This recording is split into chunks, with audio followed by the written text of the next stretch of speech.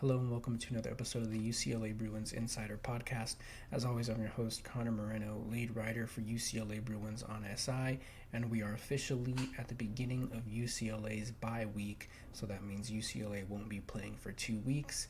I know UCLA fans might want to take a break as well after that 56-6 dominating loss to number 2 Indiana, but we have a long week ahead of us, so I figured we would start this week by kind of talking about UCLA's remaining schedule, how the teams on UCLA's remaining schedule did in week 9, kind of try to project the rest of the season, see if I talked about it last episode, but see if a bowl game truly is possible. It's not looking too likely, especially after Saturday's loss, but we're going to go through each opponent. We're going to see how they did in week 9, see how they've been doing this entire season, and see what UCLA's chances are at finishing the season at 500. Definitely going into the season, I'm pretty sure that was the goal, especially considering that they finished last season 5-7. So you've got to think that after last season, coming back with better players, a bolstered roster, improved around the margins, a little bit more experience in a coaching staff, you would think that the Bruins would at least make a bowl game this season, but they started 0-4. That whole catastrophe happened, lost all 3 of their main coaches, but Tim Skipper came in, started to turn around and actually instilled belief into many of UCLA's players, coaches, and fans. So, maybe a bowl game is still possible. I don't think so. I highly doubt it, but we're going to talk about all of that as we go through each opponent. And while we go through each opponent, we'll try and predict how UCLA will do against them. So, without stalling any further, let's go ahead and get it started. UCLA's next opponent is the Nebraska Cornhuskers. Now, Nebraska, this week, they edged out a pretty gritty win against Northwestern. They initially gave up a 15-point lead before, on the final drive, they went ahead and iced the game, and they won 28-21. They ended Northwestern's 4-game winning streak, which, by the way, started with their Week 5 win against UCLA. And it was just a pretty good game, honestly.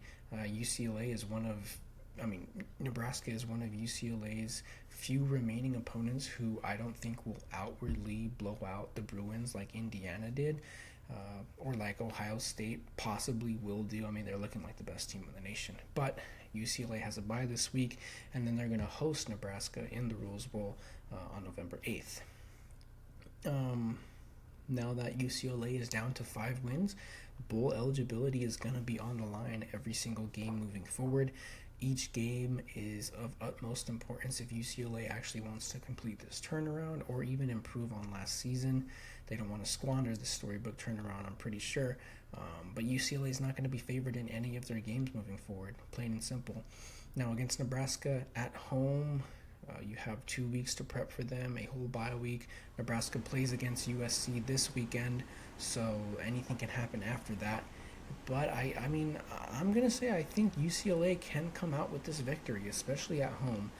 I think that they're going to address everything that needs to be addressed, which, by the way, we talked about everything that they need to address last episode if you want to check it out. But I do think that they're going to address what they need to address in these bye weeks, and then they're going to go ahead and come out firing against Nebraska. That offense really has to come through. The defense has been playing good. They've been getting better every single week, but the offense kind of needs to find its groove that it found over the 3-game win streak. So I'm going to say Nebraska 6-2, 3-2 in the Big Ten. I do think that UCLA will win this. That puts them to 4-5 on the season and 4-2 in the Big Ten. Up next, this one's going to be pretty quick. Ohio State, number 1 team in the nation, 7-0, 4-0 in the Big Ten. I don't think UCLA stands a chance against the Buckeyes. I'll be plain and simple, so you can go ahead and mark that off as a loss. But the Buckeyes did have a bye this week, and following their week of rest, they're playing against Penn State on November 1st. Obviously Penn State has pretty much fallen from grace since UCLA upset them a few weeks ago. But in week 8, which was last week, Ohio State had another pretty, dominant week. They shut out Wisconsin 34-0. Just Ohio State is pretty much looking like the only best team in the nation, even though Indiana is looking a lot better.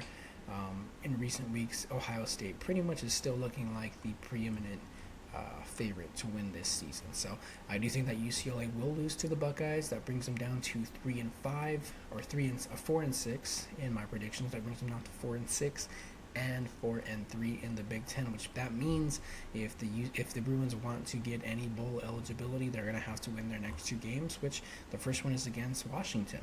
Now, Washington's an interesting team. Last week, they had a pretty brutal loss against Michigan, which resulted in them not receiving any AP top 25 votes at all after getting some the week before. But they came out this week and they dominated number 23 Illinois, 42-25, and they already matched their win total from last season through 7 games. Washington received 46 votes for the AP Top 25 poll.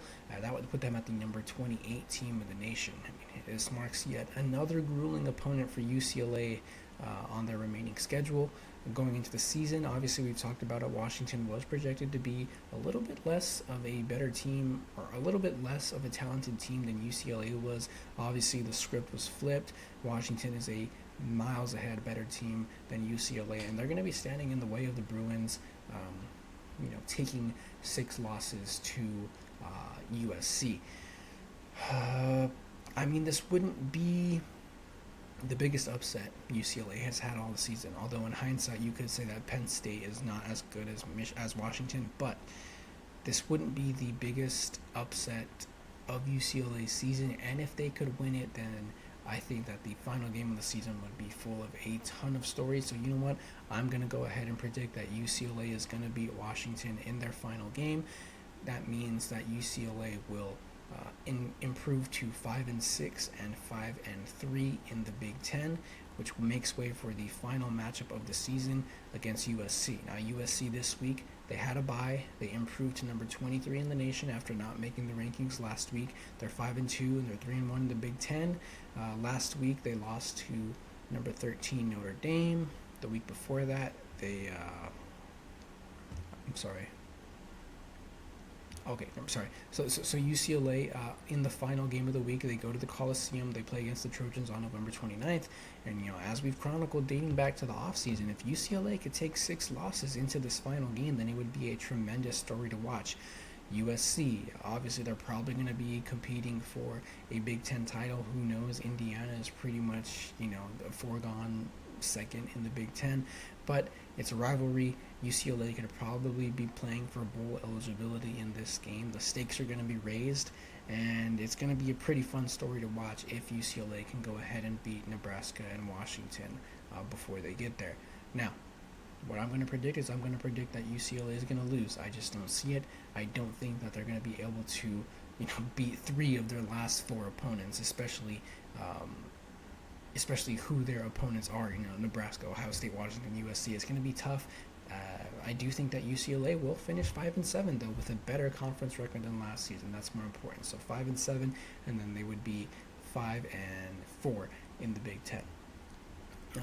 Obviously, it would be a pretty respectable turnaround, especially for Tim Skipper, taking over the team when they were 0-3 and, losing the next game. So Bruins went 0-4 to 5-7. That would be an even better turnaround than last season. But, as these things go, we'll see what happens next week. So thank you for watching. Thank you for listening to the UCLA Bruins Insider Podcast, and we'll see you tomorrow.